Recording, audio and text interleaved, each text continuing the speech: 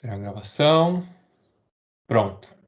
Então, o que hoje a gente vai estudar é os desdobramentos, né? Depois da publicação do livro, do livro A Origem das Espécies, que foi o que a gente estudou na aula passada, houveram, né, vários desdobramentos. O primeiro, eu já falei para vocês, é que o livro vendeu todas as cópias no primeiro dia. Ou seja, a comunidade já esperava esse livro ser publicado, né? Já sabia do trabalho do Darwin. E todo mundo queria ler e saber quais eram essas ideias, né? Ou quais eram as fundamentações dessas ideias. Só recapitulando com vocês, deixa eu compartilhar aqui. Na aula passada, a gente viu que existem, né, três características fundamentais para que ocorra evolução por seleção natural em um sistema. Vocês lembram quais eram?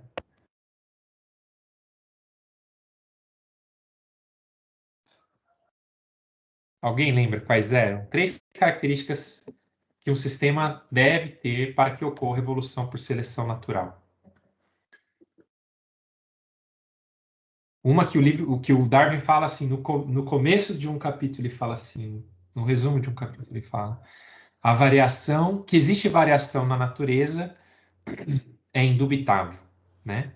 Então, o primeiro componente, variação. O segundo componente é o que a gente chama, então, variação. Nenhum organismo é igual ao outro do ponto de vista dos atributos. Todos os atributos variam entre os indivíduos, né? A grande maioria varia. Tamanho da mão, forma, tudo varia. O segundo componente dos sistemas que evoluem por seleção natural é a aptidão diferencial. Ou seja, indivíduos que possuem determinado valor de atributo tendem a ter maior sucesso reprodutivo que os indivíduos que tenham um valor diferente desse atributo. Ou seja, existe uma relação entre o sucesso de reprodução e o valor do atributo que aquele indivíduo carrega. Por exemplo, flores maiores produzem mais sementes, tá? Ou flores menores produzem menos sementes. O que importa é que exista uma relação entre as duas coisas, tá? Animais com pelagem mais escura, sei lá, cachorro com pelagem mais escura, não, cachorro não é um bom exemplo, mas raposas com pelagem mais escura deixam mais descendentes. Isso é aptidão diferencial, né? Por ter a pelagem mais escura, aquele indivíduo deixa mais descendentes. Então, a aptidão diferencial é um componente importante da evolução por seleção natural, tá? E, por fim, a herdabilidade, que é a semelhança entre a prole e os parentais, tá? Que a gente sabe, de uma maneira ou de outra, que também acontece na natureza, não é mesmo? A gente olha, né? A gente olha e fala assim, olha, esse bebê é a cara da mãe, né? Então, a gente sabe que isso acontece, tá? Porém, gente, depois da publicação do livro A Origem das Espécies, o próprio Darwin ele não conseguia explicar dois desses componentes, que é a variação. Então, Darwin não sabia como que ocorre a variação, por que os indivíduos não são semelhantes uns aos outros, né? E a herdabilidade, qual é o sistema de herança, né? Por que os filhos parecem com os pais? Ele constatava isso na natureza, mas não estava claro quais eram os mecanismos. E aí o próprio Darwin ele se colocou atrás das suas próprias ideias. Não foi ele que defendeu as suas próprias ideias depois da publicação do livro, apesar dele ter um grupo de pessoas que dava muito suporte às suas ideias. Entre eles, duas pessoas em especial. Esse primeiro aqui é o Hooker. Eu já falei dele para vocês na aula passada. Ele era o diretor do Jardim Botânico Real em Londres, né? Que é o Kew Gardens, que é um jardim enorme, é lindíssimo, tá, gente? Se vocês forem para Londres um dia, não deixem de visitar esse lugar tão incrível e especial, tá? Então, ele era o diretor desse jardim botânico, né? E amigo pessoal do Darwin. E também um admirador. Por quê? O Hooker, ele também velejou em um desses grandes navios de exploração, né, que dava a volta ao mundo. O navio dele chamava Erebus. E ele também foi, assim como Darwin, ele foi naturalista de um desses navios, né, desse navio Erebus. E só que um tempo depois que o Darwin viajou. E na sua bagagem, ele levou o primeiro livro do Darwin. O primeiro livro do Darwin não foi Origem das Espécies, tá? O primeiro livro do Darwin chamava A Viagem a Bordo do HMS Beagle, né? Então ele contava as aventuras que ele passou ele conta, né, nesse livro, as aventuras que ele passou durante a viagem do Beagle. E o Hooker levou esse livro durante a sua viagem e conheceu o Darwin por aí. Falou, nossa, esse cara é incrível, né? Olha só que legal, tal. Então ele conhecia, né, já o Darwin. Ele ajudou o Darwin, por exemplo, na identificação e na classificação das plantas que vieram da América do Sul. Então ele tinha o conhecimento da flora tropical, inclusive plantas brasileiras, né? E ele foi um dos que teve acesso ao manuscrito do livro, tá? Então ele já fez ali suas primeiras críticas, as ideias, suas ponderações, enfim, ele era muito próximo do Darwin e foi ali na linha de frente, tá? Defender as ideias darwinistas. Outra pessoa que teve talvez até mais destaque é o Thomas Huxley, né?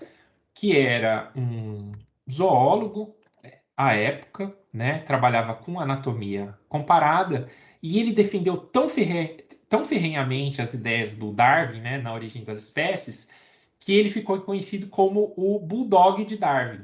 Então era ele que estava ali na linha de frente.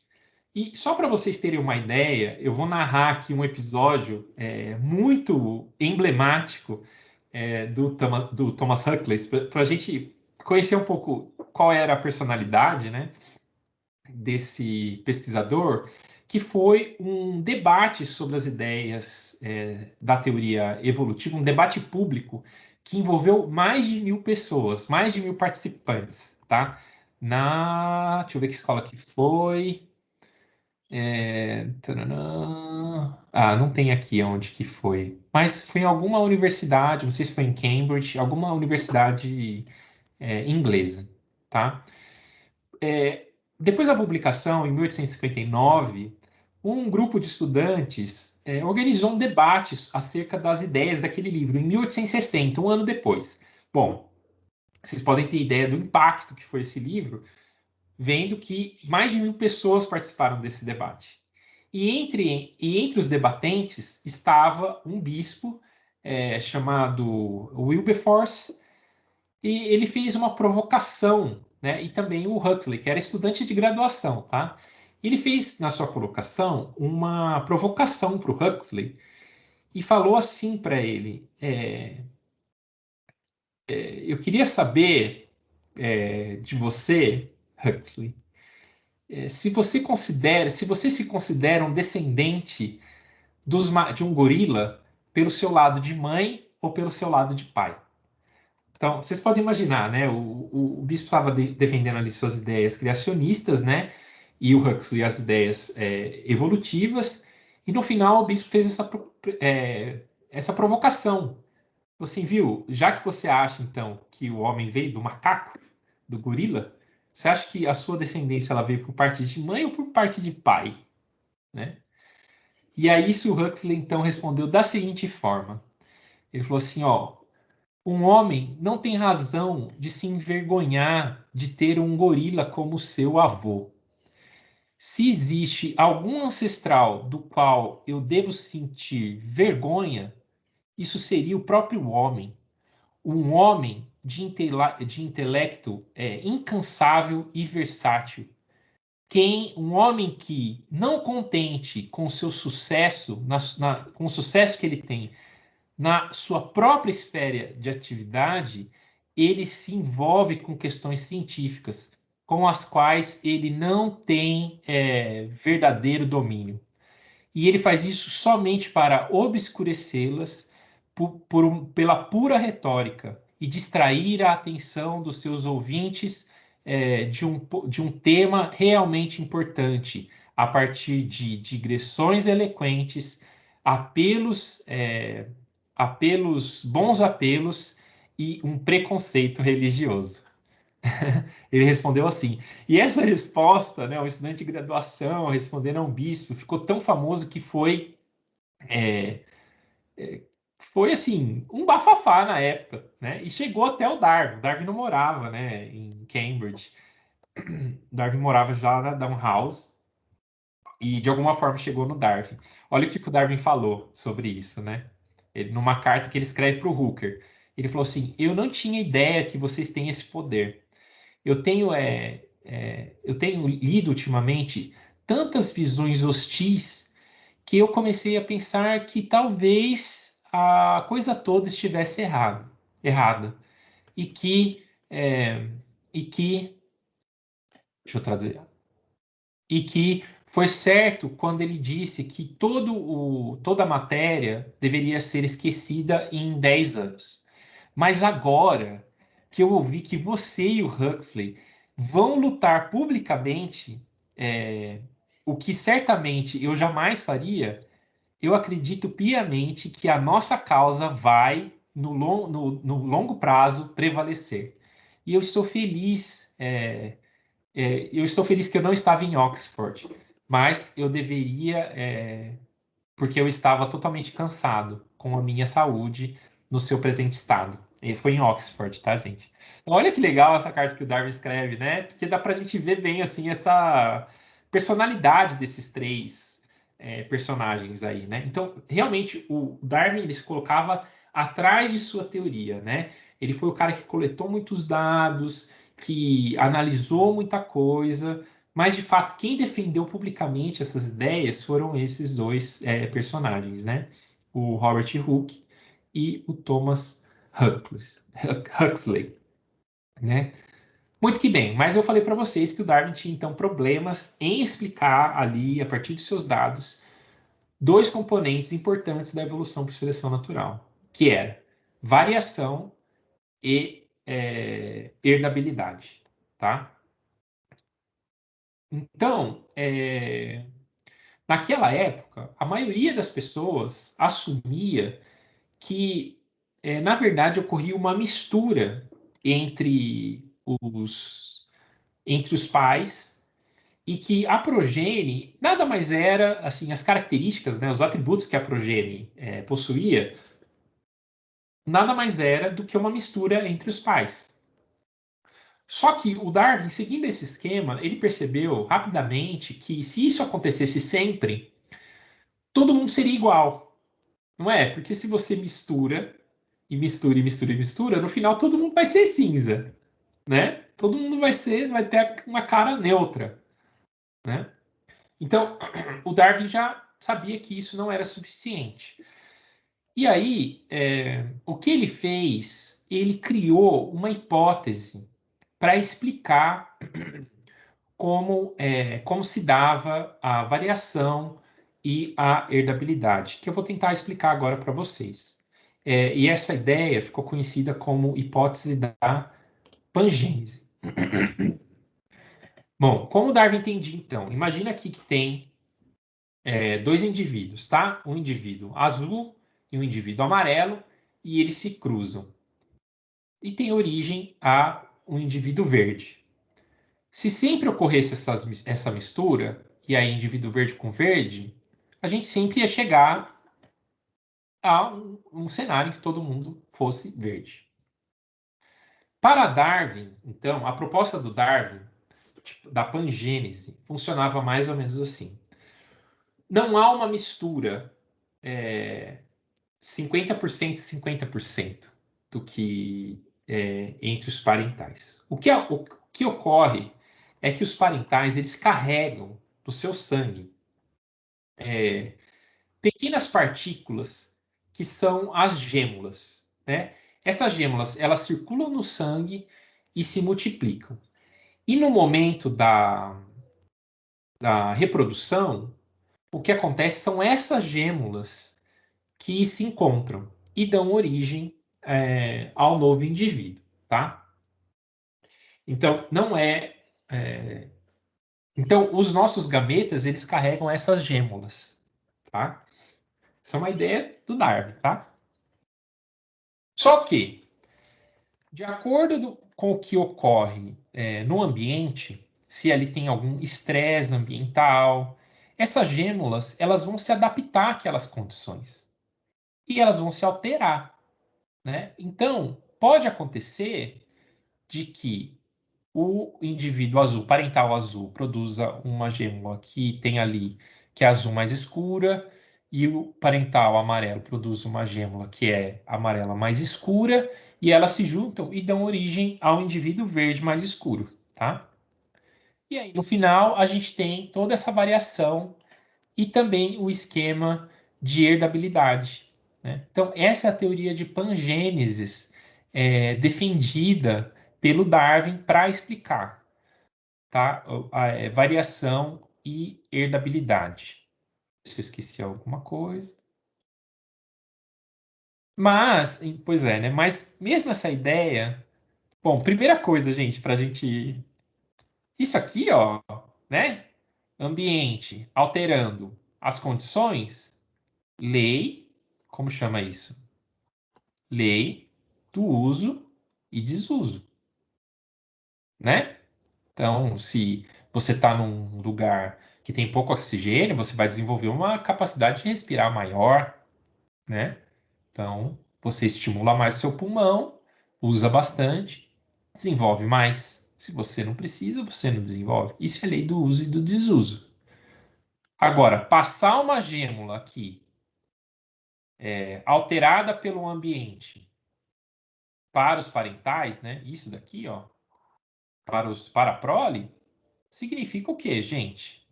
Herança dos caracteres adquiridos.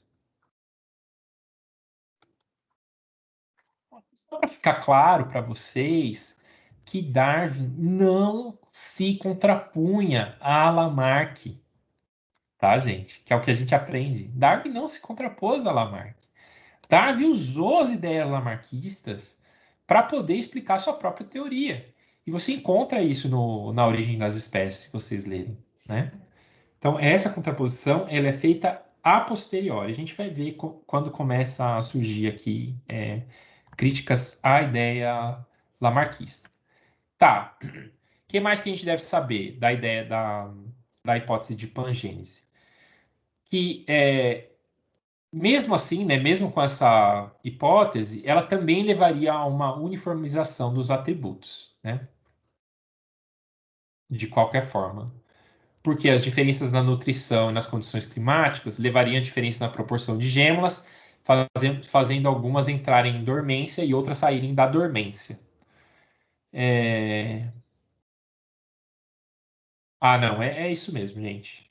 Me embananei aqui, mas é, é isso, né? Então, com essas ideias lamarquistas, ele consegue explicar como geraria, então, variabilidade, né? E dar um pouco mais de suporte a dois componentes principais da sua teoria, que é a variação e herdabilidade, tá? Muito bem. Agora, a gente vai passar para o próximo personagem aí, que foi contemporâneo do Darwin, que é o alemão chamado Augusto Weismann. E esse cientista, né, alemão, ele foi muito importante e influenciou muito o desenvolvimento da teoria evolutiva. Acho que eu tenho uma foto dele aqui.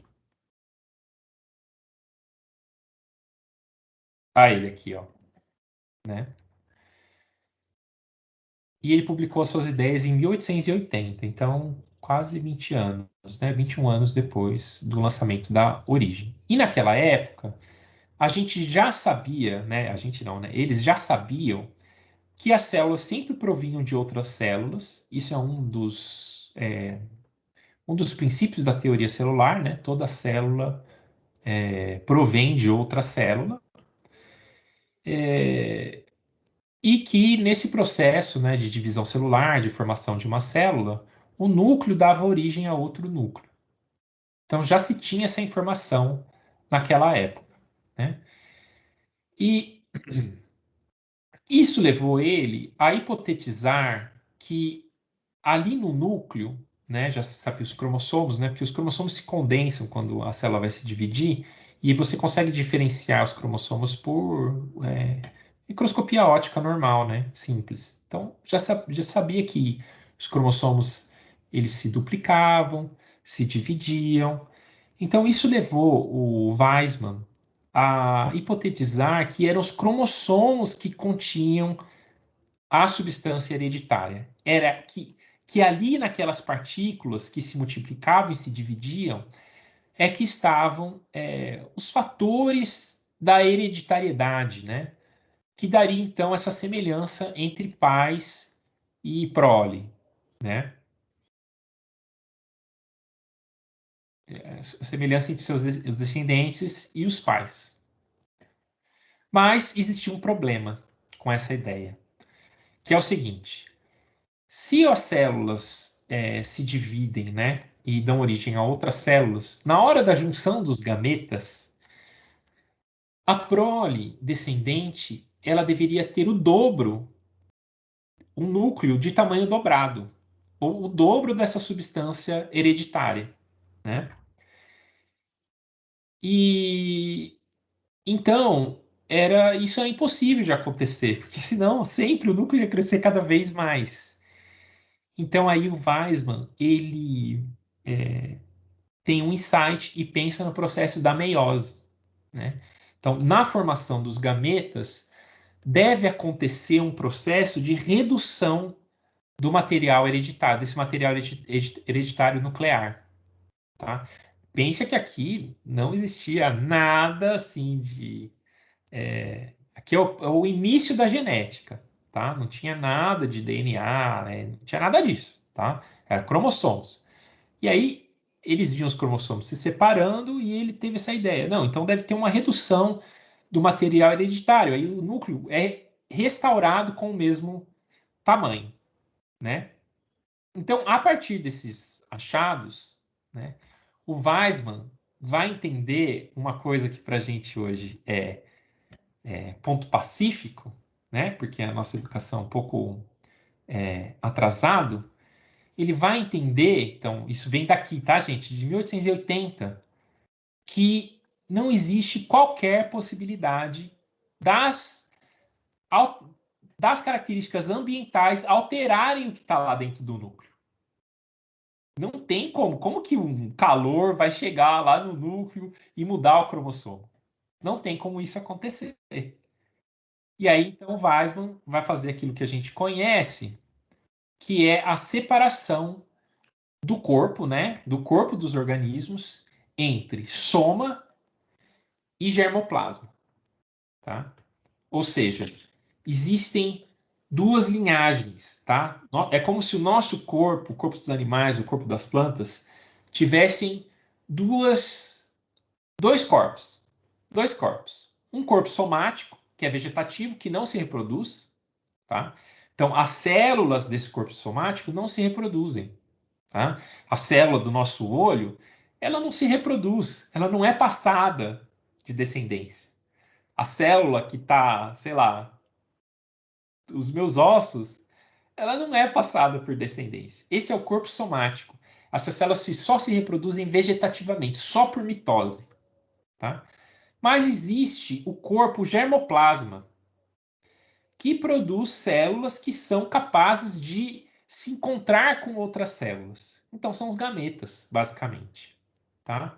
É o espermatozoide, o óvulo, né? Para quem é da botânica, as espermátides, a oosfera, né? E essas linhagens, então, celulares, elas são linhagens diferentes. E a transmissão hereditária só acontece no germoplasma, tá? É o germoplasma que passa de geração a geração.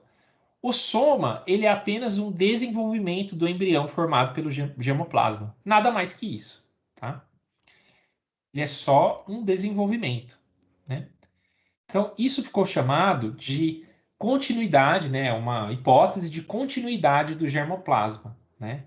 Então, essa hipótese diz o quê? Que a hereditariedade ocorre através da linhagem, apenas através da linhagem germinativa. Uma mudança que ocorre no soma, eu acho que tem aqui, uma mudança que ocorre no soma, ela não chega na linhagem do germoplasma. Isso aqui não acontece. Porém, uma mudança que ocorre no germoplasma, ela afeta o desenvolvimento do soma, tá?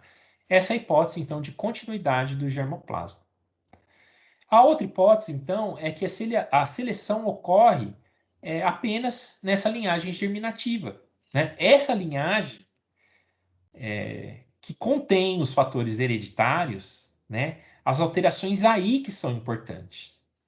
O resto que a gente vê de alteração entre corpos, né? Eu olho aqui nas plantas aqui que tem no meu jardim, cada uma tem um atributo, significa que a linhagem germinativa delas tem essa diferença, tá? E é isso então que é importante para a evolução.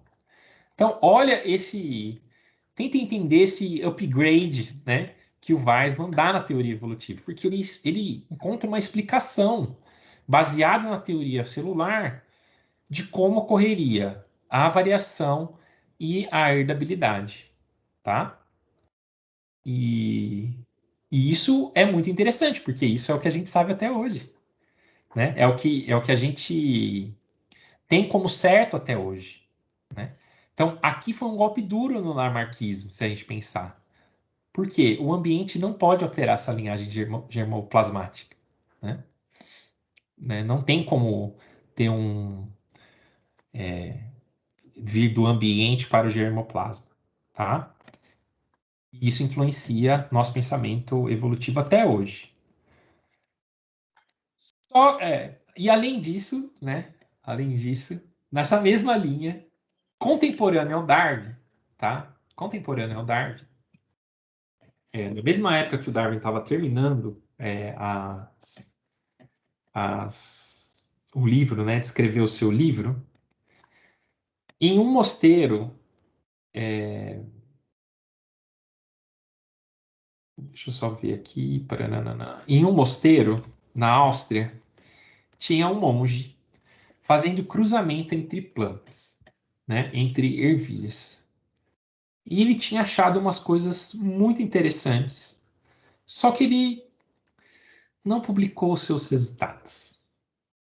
Lembra isso? A gente discutiu muito, né? Fazer ciência não é apenas coletar os dados.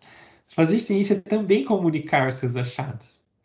E o Mendel não publicou num veículo de muita. Ele não publicou numa revista que todo mundo lesse. Então ninguém ficou sabendo desses experimentos dele. E isso permaneceu desconhecido pelo próprio Darwin. Há controvérsias, existem pessoas que entendem que o Darwin teve acesso aos achados do Mendel e os ignorou, mas o mais aceito é que o Darwin não chegou a ter contato com os manuscritos do Mendel, e isso permanece desconhecido até o início do século XX, até 1900, tá? E aí, nessa época, deixa eu ver o nome deles aqui, são três botânicos, então eu sempre gosto de lembrar o nome desses três botânicos, que eram o Hugo de Vries, o Karl Correns e o Erich von Tschermak. Eles redescobrem esses trabalhos do Mendel em 1900, né? E aí eles redescobrem, refazem os experimentos e têm uma contribuição muito importante para a teoria evolutiva, que, de certa forma, corroborava as ideias do Weismann. Quais são essas ideias mendelianas, né, que mudaram aí a história da hereditariedade, que ficaram aí 40 anos desconhecidas? Primeira coisa, assim, o experimento que o Mendel fez, ele cruzava ervilhas de cores diferentes, de tamanhos diferentes, com flores de cores diferentes, com uma série de características diferentes. Então, ele cruzava, pegava a ervilha, por exemplo, verde e cruzava plantas de ervilha verde com plantas de ervilha verde. E cruzava plantas de ervilha amarela com plantas de ervilha amarela. Até ele cruzava tanto que ele chamava isso aqui de linhagens puras.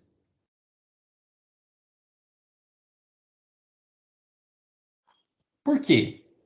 Em determinado momento, aquelas plantas de ervilha amarela só produziam ervilhas amarelas. E as de ervilha verde só plantas de ervilha verde. Então ele tinha essas linhagens puras.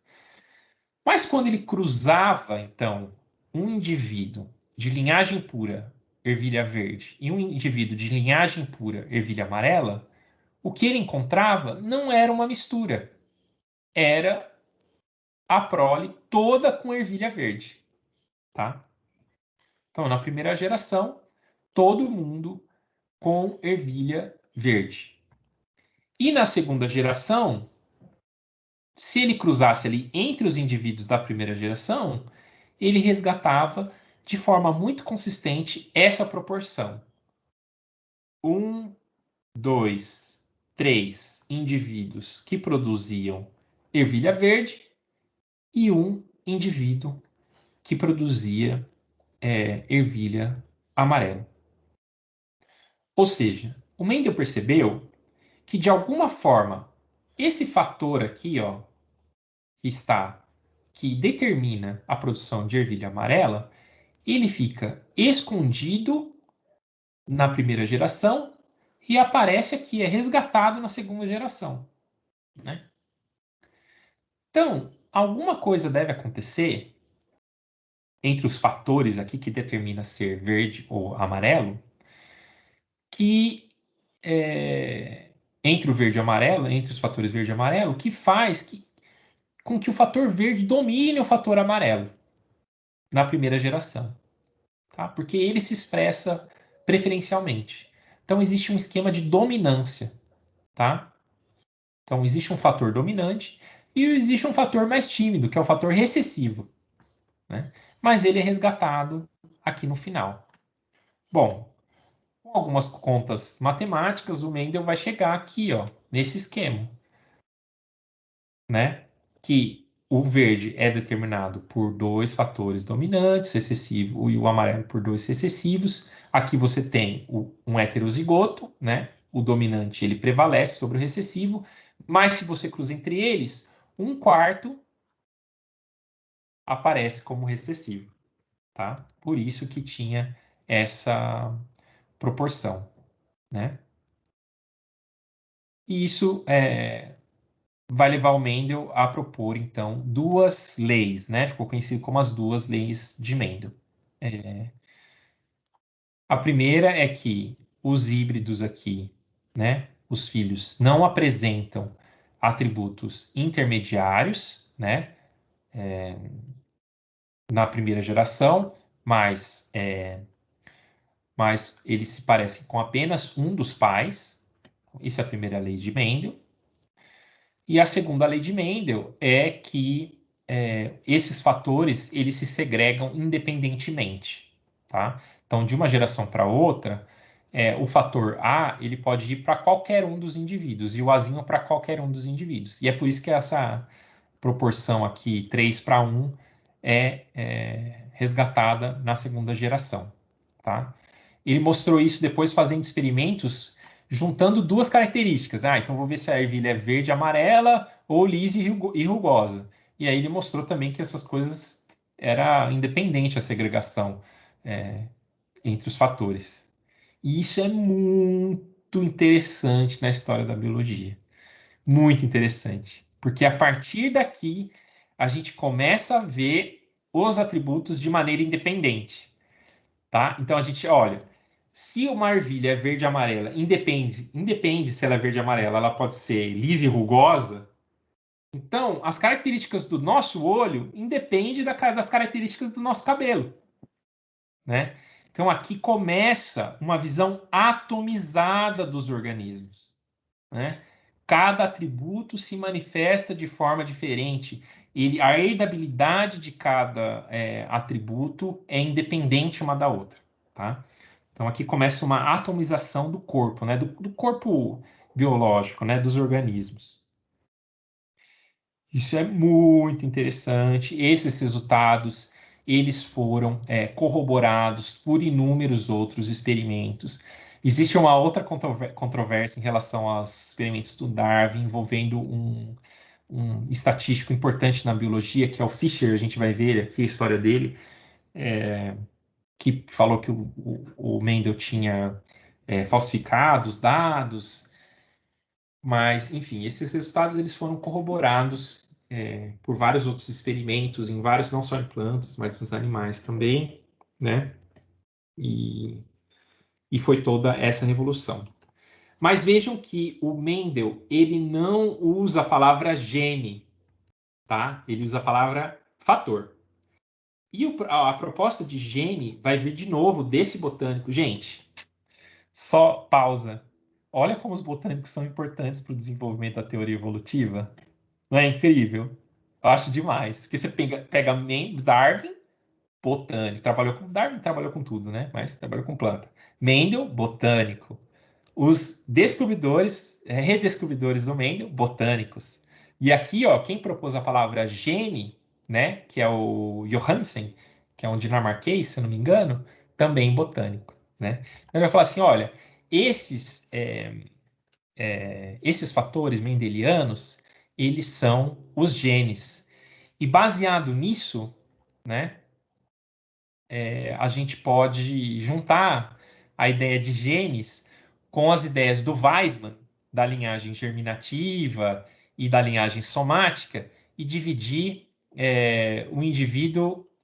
Ah, não está aqui. Dividir o indivíduo em duas partes. Dividir ele em seu genótipo. Ah, está aqui, ó. Em seu genótipo. Então, aqui, ó. E em seu fenótipo, tá? Então, olha, o genótipo são dois genes dominantes. O fenótipo é a ervilha verde. O genótipo é um gene dominante e um gene recessivo. O fenótipo, ervilha verde. O genótipo são dois genes recessivos. O fenótipo é ervilha amarela. Então, e dá para vocês perceberem que isso tem tudo a ver com o que o Weismann fala, né? De linhagem germinativa e linhagem somática, né? Então, o Ilhéu meio que dá uma sumarizada aí no conhecimento, propõe as palavras genótipo e fenótipo, e ele entende, eu vou dar para vocês aqui a definição dele, do que é o genótipo. Genótipo é o potencial hereditário de um organismo, como potencial para produzir sementes verdes, óleos verdes ou ser alto. Esse potencial é realizado ou não, se esse potencial é realizado ou não, depende das condições em que o organismo é submetido. Então, o Johansen, ele via que ali no genótipo está toda a potencialidade do que o organismo pode ser, vir a ser, né? Mas se ele virá a ser ou não, ou como ele vai desenvolver, depende das condições ambientais. Então, o ambiente não interfere no genótipo, tá? Isso é muito Weismanniano. O ambiente não interfere no genótipo, mas ele interfere como o fenótipo vai se manifestar, como o fenótipo vai se desenvolver a partir daquele genótipo. E a definição de fenótipo é o potencial hereditário realizado e expresso no organismo. Depende tanto do genótipo quanto das condições em que o organismo é submetido. Se uma planta possui um genótipo para ser alta, ela só realizará esse potencial se estiver nas condições adequadas, né? As diferenças no fenótipo só podem ser herdadas e selecionadas se elas são resultados de diferença no genótipo, né? Então, só isso aqui, ó, é que gera variação e herdabilidade, tá? O resto tem a ver com desenvolvimento. Aqui pode ter o estresse ambiental, né? Eu sempre desenho como tipo um raiozinho. Aqui pode ter estresse e alterar o fenótipo. Mas o que é herdado é apenas os genes, tá? Tudo bem até aqui, gente? Deixa eu ver aqui como vocês estão. Massa. E essas ideias, então, genótipo, fenótipo, a predominância da linhagem germinativa, né, do genótipo, na determinação dos atributos, e essa linhagem, né, como a principal palco, né, de produção de variação, de seleção e de herdabilidade, vai criar um viés histórico, tá? Na teoria evolutiva, né? Mas ela foi muito importante para o desenvolvimento da teoria, agora mais para frente, já estamos falando aí na década de 20 e de 30, do que ficou conhecido como neodarwinismo, tá? Nessa época, um grupo de pessoas, né, que ficou conhecido como os arquitetos da síntese moderna ou do neodarwinismo, entre eles Haldane, que era um geneticista populacional, o Sir Cyril Wright, matemático, Ronald Fisher, que é um grande estatístico, e o Dobzhansky, também geneticista, trabalhava com mosca de fruta. Essas quatro pessoas, então, começam a pegar essas ideias darwinistas, né, na década de 20 e 30, que não eram ainda, tá? A teoria darwinista aqui, a teoria evolutiva, não era ainda o top dos tops, tá? Mas eles começam a entender os seus resultados ali, biológicos, a partir da luz da teoria evolutiva. E como são matemáticos, eles começam a incorporar modelos matemáticos aí na teoria, tá? Então, basicamente, o neodarwinismo ele vai ser a junção de duas coisas à teoria evolutiva: a matemática e a genética mendeliana, tá? Tudo bem, pessoal? Tudo bem até aqui?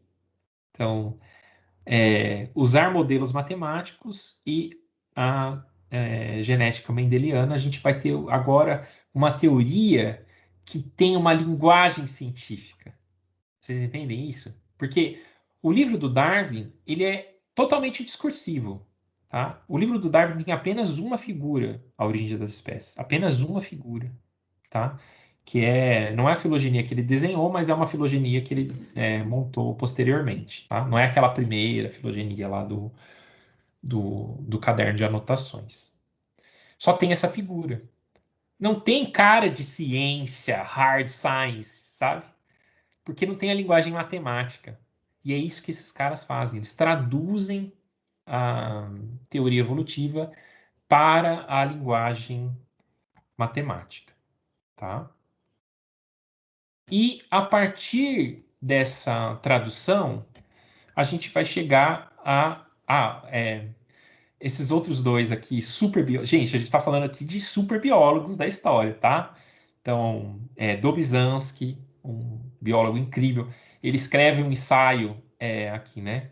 Escreve um ensaio super importante que chama Nada na Biologia faz sentido, exceto à luz da evolução. Esse trabalho é super legal, se vocês puderem ler, é um trabalho curtinho, né? Que ele vai defender a teoria evolutiva, né? E vai falar, inclusive, que a biologia sem a teoria evolutiva é apenas uma coleção de fatos curiosos. Eu adoro essa, essa citação, né, dele, que, e eu concordo plenamente. Biologia sem teoria evolutiva é apenas uma coleção de fatos curiosos. Tá? Então, Dobzhansky, Fischer, super importante para estatística, né, não só para biologia. E aí, esses dois personagens aqui, ó, o Mair, que é um cara que ele é a própria história da biologia, porque ele nasce em 1900 e morre em 2003. Tipo, ele viveu o desenvolvimento da teoria evolutiva, o Mair, tá? Inclusive, morreu no ano em que eu entrei na universidade, se eu não me engano. Não tem aqui a data dele. Então, Mair e o Julian Huxley são os dois que escrevem livros de divulgação da teoria evolutiva. Então, eles também são pesquisadores, mas eles fazem esse papel de escrever livro para a população em geral, para o público leigo, ler e entender. Então, há uma difusão das ideias evolucionistas no mundo a partir dos livros do Mair. Mair tem livros super interessantes, né? A Biologia como Ideologia é um livro que é talvez o mais famoso do Mair, mas ele tem um compêndio assim, ó, de mais de 1000 páginas que chama O Desenvolvimento do Pensamento Evolutivo, que é super interessante, não é mais publicado em português, foi publicado pela UNB por um tempo, mas agora já esgotou. Mas, assim, é um livrão, né? Que o Mair. Ah, enfim, tem vários desdobramentos aí, tá? E o Julian Huxley é nada mais, nada menos do que o neto do Thomas Huxley, que era o Bulldog do Darwin. E ele escreve um livro chamado A Síntese Moderna, The Modern Synthesis, que também ficou conhecido como o livro síntese da nova do neodarwinismo, tá? Não é uma nova teoria, porque os princípios são os mesmos, a gente vai ver isso, mas com outro olhar, um olhar agora de ciência, com a linguagem matemática, tá? Então, as coisas aqui em família, tá, gente? Muito bem. Então, vamos entender agora, no neodarwinismo, o que cada uma daquelas coisas que a gente estudou lá no Darwin, né? A gente viu variação. O que é variação?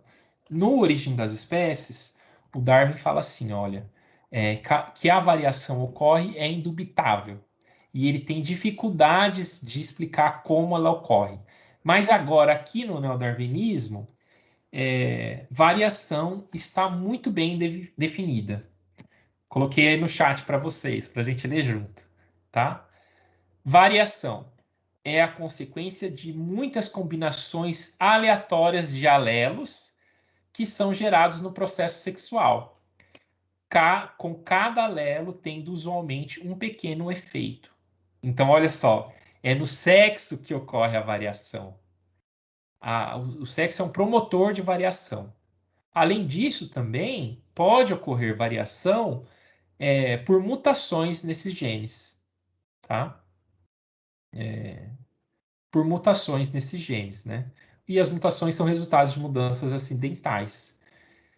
E os genes nunca são afetados pela história do desenvolvimento do organismo, tá? Então, os fatores externos nunca alteram os genes, então não pode causar variação. O que é seleção, né? A aptidão diferencial, que era o segundo termo importante para a gente. Seleção ocorre entre indivíduos. Gradualmente, os alelos se tornam mais numerosos na população através da seleção de indivíduos com fenótipos que os fazem mais aptos ao ambiente que os outros. Então, no fundo, para o neodarwinismo, o que é selecionado são os genes, né? A linhagem germinativa, lá do Weismann, tá? É para isso que a gente tem que olhar, né? Para a evolução do genótipo, porque o fenótipo ele tem uma ingerência do ambiente, mas o genótipo não tem. Então é isso que está ditando o ritmo da evolução, tá? E por fim, herdabilidade. O que é herdabilidade no neodarwinismo? Acontece através da transmissão de genes na linhagem germinativa. Os genes são unidades discretas localizadas nos cromossomos, nos núcleos celulares. Os genes carregam a informação sobre os atributos. É ali que está a informação hereditária, né? Nesses genes, tá? Então aqui, gente, a teoria evolutiva, ela dá uma repaginada, tá? Deixa eu ver se eu tenho. Eu queria uma tela em preto aqui para explicar para vocês. Só um momento, gente. Só criar uma tela em preto. Vocês estão me acompanhando aí para mostrar um negócio para vocês. Qual foi a alteração?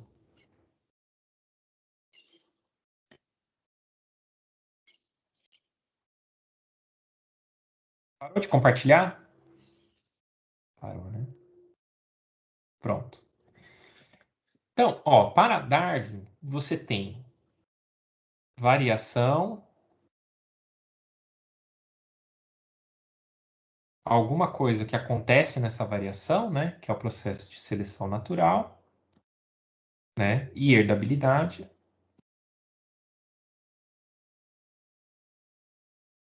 E isso dá origem à evolução, tá? O que os neodarwinistas fizeram, basicamente, falar, olha, a variação ela ocorre por dois processos, mutações e reprodução cruzada,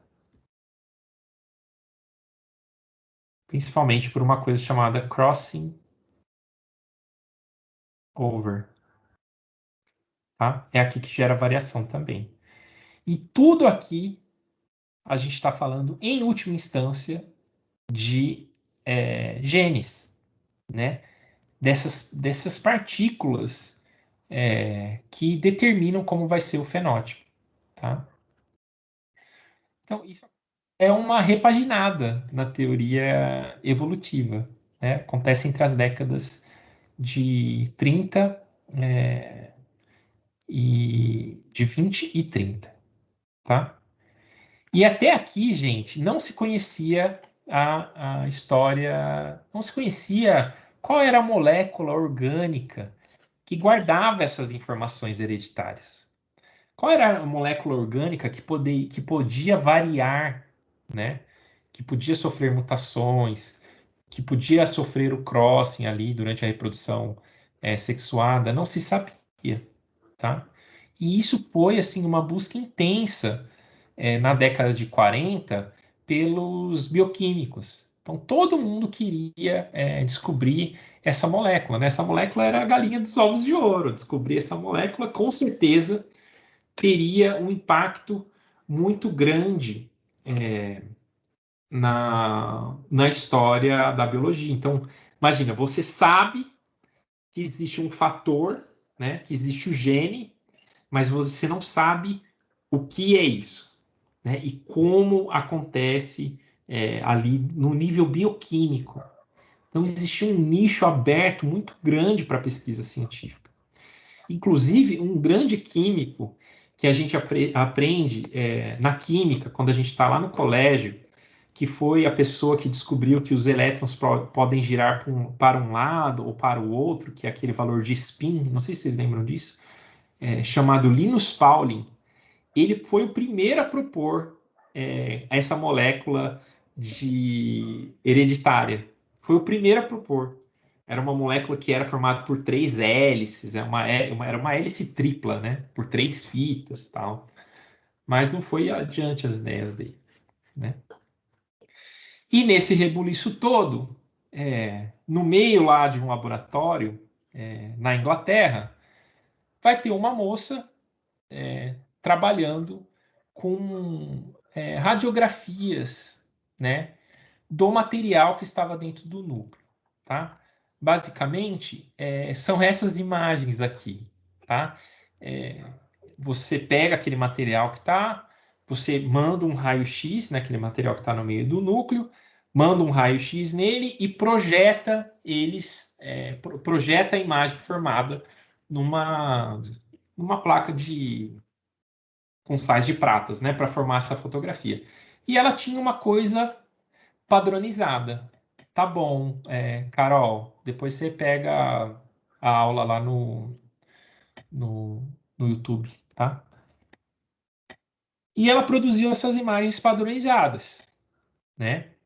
E, e olha, gente, né? Na natureza, se existe padrão, deve ter algum processo que explica, né? Então, essas imagens aqui eram muito interessantes. E reza a lenda que o seu orientador, então, na época, que era chamado Wilson, se eu não me engano, Wilson, alguma coisa Wilson, ele, certa feita, foi dar uma palestra e mostrou esses resultados. Olha, aqui tem uma estudante lá do meu laboratório que tem produzido, tem usado essa técnica, trabalha muito bem. E a gente viu, a gente tem esses resultados, essas imagens, mas a gente ainda não sabe muito bem interpretá-las. E durante essa palestra, reza a lenda, tá, gente? Tinha um cara sentado lá no fundo, fazendo anotações, e falou: olha, isso aqui é muito interessante, né? E talvez se eu chamar um matemático para me ajudar, a gente consegue decifrar o significado dessas imagens, tá? Esse cara era ninguém menos que o Francisco Crick, né? E ele lembrou que tinha um garoto que era muito bom de matemática, que era o James Watson, né? E foi lá e falou: olha, James, eu estava nessa palestra, isso aqui foi interessante, tal, tem umas fotos lá, seria interessante se a gente tivesse acesso a esses resultados, né? Falou: não, vamos lá. Aí o que eles fizeram? Parece que eles entraram em contato com o orientador, né? O orientador pegou o relatório, que era um relatório público, né? Entregou para eles e eles trabalharam em cima desse relatório que foi produzido pela Rosalind Franklin, né? E em 1953, né? Esses dois camaradas aqui, né? Um era claramente mais novo que o outro, né? Eles vão chegar então à molécula do DNA, né? E eles publicam então em 1953 um artigo na Nature desvendando a molécula do DNA. Eles publicam depois mais um artigo. Eu acho que o orientador e a Rosalind Franklin também chegam a publicar, falando os resultados, né, das cristalografias aí. Mas assim, final da história, quem ganhou crédito disso tudo? Os dois panacão aqui, né? Que inclusive, né, você pega o artigo de 53, é o Watson e Crick. Eles tinham tamanha consciência do impacto dessa descoberta que eles jogaram uma moeda num bar de Londres, se eu não me engano, para decidir quem viria primeiro no nome do artigo, tá? Então eles sabiam que isso ia causar um grande rebuliço na ciência, né? Que ia ser um ponto de inflexão assim para a biologia. E por isso eles ganharam o prêmio Nobel, né? Só que quem não ganhou o prêmio Nobel? A Rosalind Franklin.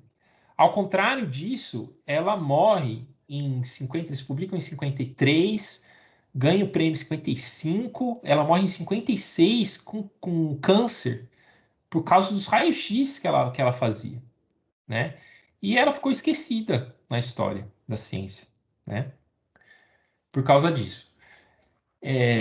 Por causa de toda essa história, ela foi deixada escanteada de lado, apesar de ter relações pessoais entre eles, né? mas claramente aqui um caso simbólico, né, para a história da biologia de como é que a gente chamaria isso, né? De ela foi deixada de lado porque era mulher, né? Enfim, ela não ganhou prêmio, ela não foi reconhecida e até hoje não se conhece quem foi essa pessoa super importante para a história da biologia, que é a Rosalind Franklin. Não vou dar mais detalhes que talvez as meninas depois na aula delas vai falar sobre a Rosalind Franklin, né?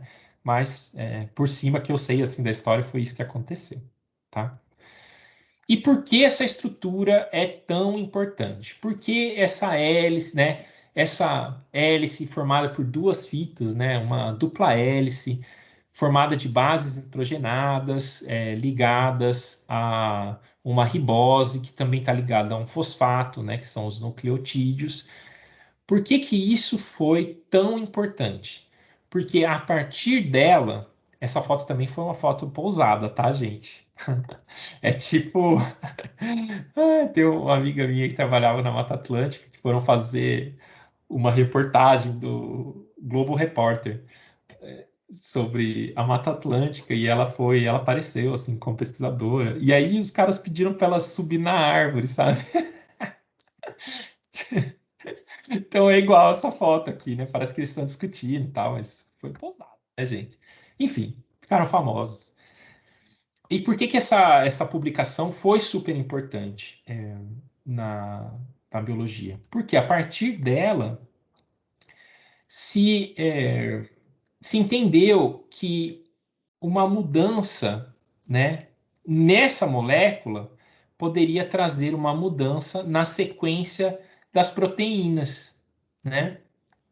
E que essa molécula, então, em último caso, guardava toda a informação para dizer como uma proteína seria feita, tá?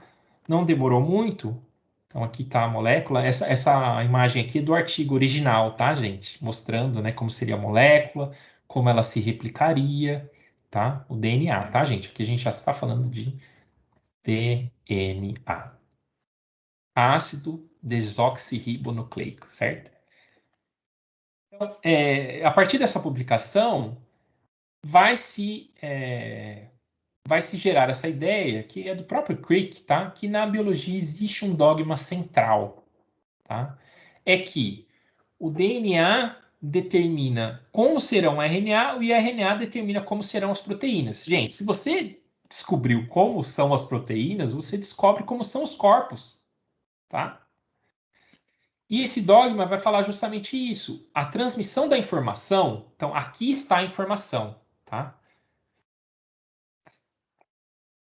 A informação que está escrita aqui é olhos castanhos. Ela é unidirecional, tá? Ela só passa em uma direção. Então, no DNA está escrito olhos castanhos. Então, o RNA vai ser produzido com essa informação, olha, olhos castanhos. E aí, a proteína para olhos castanhos vai ser feita a partir do DNA, tá? Então, esse é o dogma central da biologia. A informação, ela é unidirecional, do DNA para a proteína, nunca o contrário.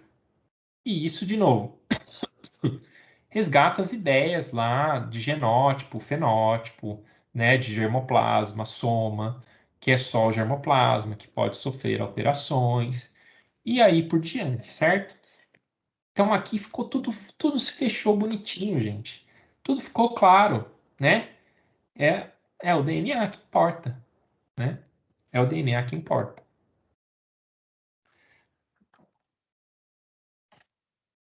Então vamos lá. Como que aconteceria agora, né? Segundo, agora a gente já sabendo como o DNA, que é o DNA, né? Os genes são formados, estão lá no DNA, ou que o DNA que dão origem aos genes, né? Que o DNA forma o RNA que dá informação para a proteína. Como fica aquele esquema de hereditariedade?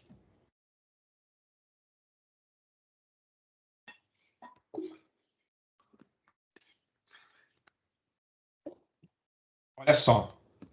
Então, aqui nessa imagem, a gente está vendo as gerações. Ó, essa geração um, geração 2, geração 3, 4, 5.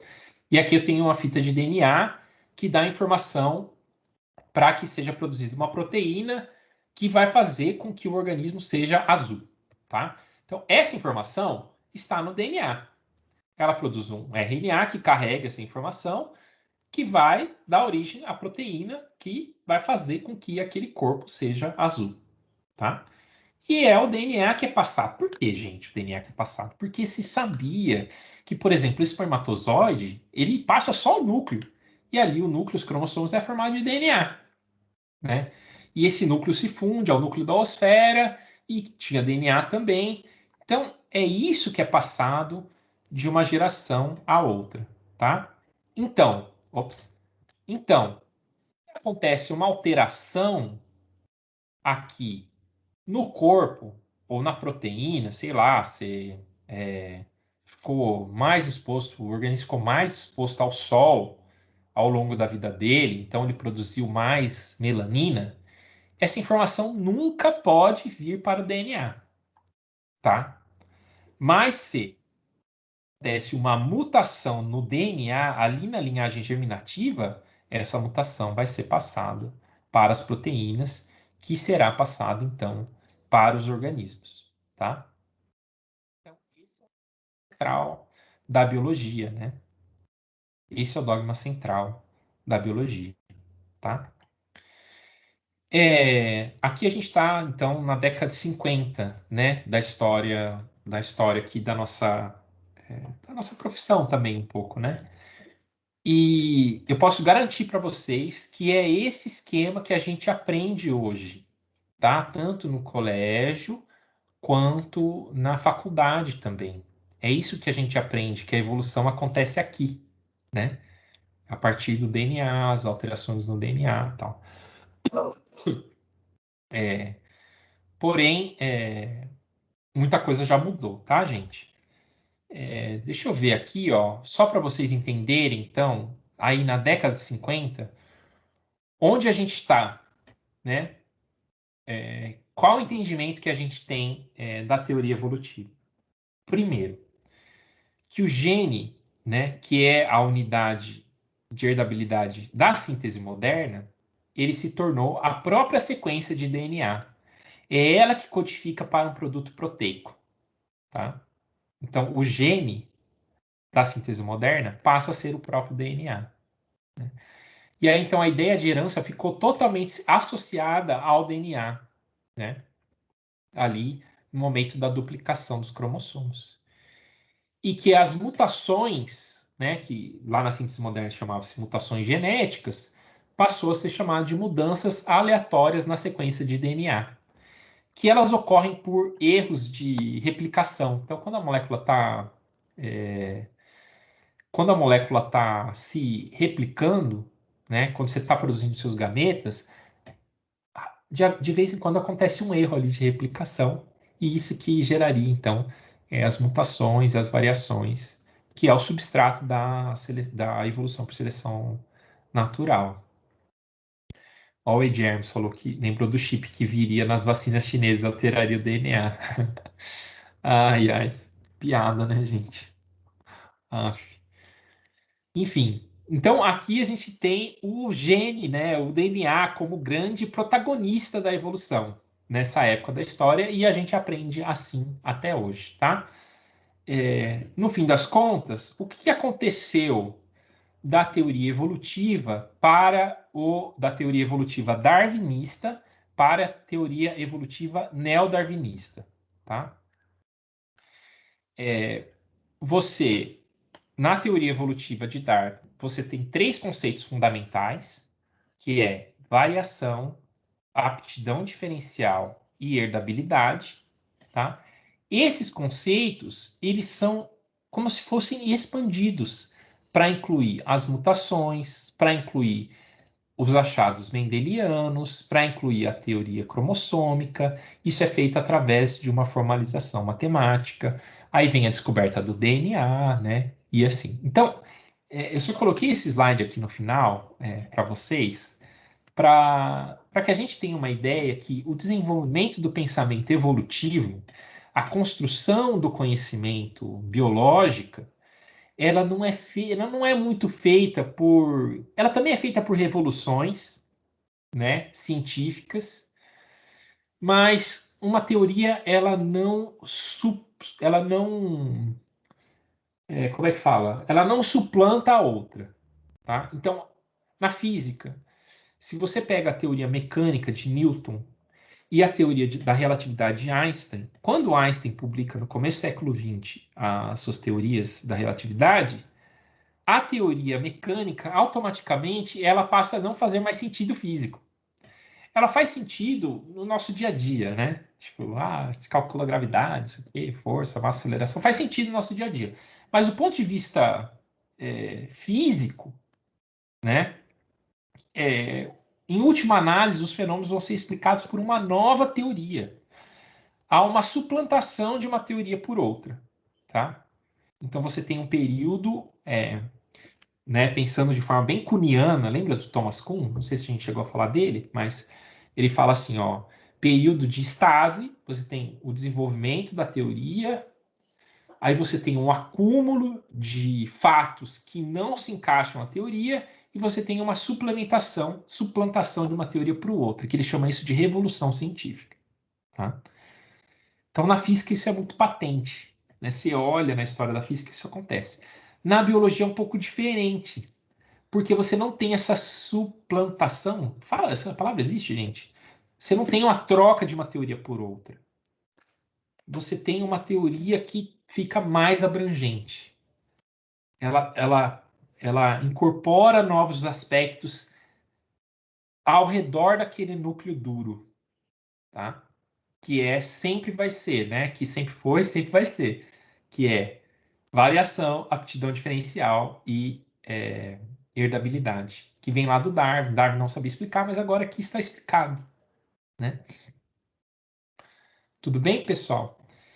Na próxima aula, a gente vai ver uma nova camada dessa grande cebolona aqui, que é a teoria evolutiva, que é o desenvolvimento lá da década de 50 até os dias atuais, aonde a gente vai chegar, né? Com essa teoria, vendo mecanismos que a gente passa a nossa graduação, grande parte das vezes desconhecido, né? Desses outros mecanismos evolutivos também, ou não considerando esses outros mecanismos evolutivos. Tá bom? Vocês estão aí ainda? Beleza. Era isso, tá, gente? Estamos, mas... Hoje nós também teremos um quiz que a Vanessa depois vai disponibilizar para fazer sobre essa aula. Depois a aula vai ficar também disponível no YouTube. Vocês podem usar. E é isso, né, gente? Na semana que vem a gente vem da terceira aula de darwinismo, né?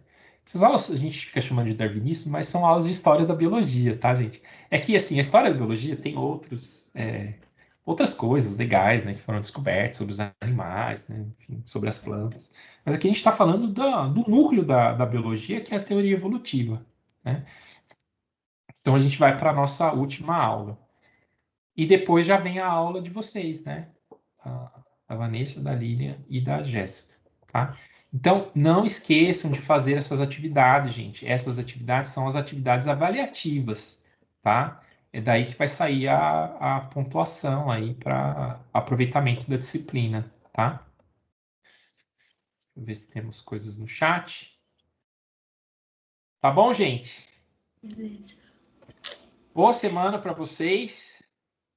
Valeu. Nos vemos daqui uma semana. Qualquer coisa a gente está lá no WhatsApp, tá bom? Certinho. Beijo. Tchau. Tchau. Obrigada, professor. Boa semana. Tchau, boa semana para vocês também.